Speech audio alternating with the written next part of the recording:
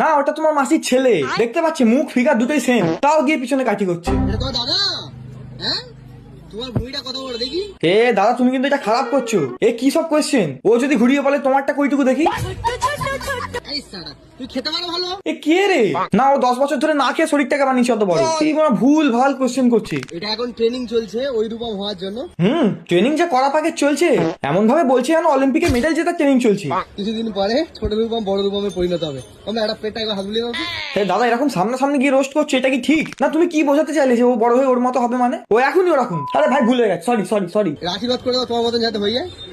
আশীর্বাদ চলছে। দাদা, তোমার মতো ছোট লোক আমি দেখিনি। কোথায় বাচ্চাটাকে বলবে একটু খাওয়া দাওয়া কম আর একটু ফিটনেসের দিকে ঢোক, তা নয় আশীর্বাদ করতে বলছি যাতে ওর মতো ফুটবল তৈরি হয়। ভাই আমরা তো নরকে যাবো, এটা শিওর। এই মালটা ভাই কোথায় যাবে তুমি ভেবে নাও শুধু। ডিসক্রিপশন বক্সে পার্ট 1 এর লিঙ্ক দেওয়া আছে, চাইলে দেখে নিতে পারো।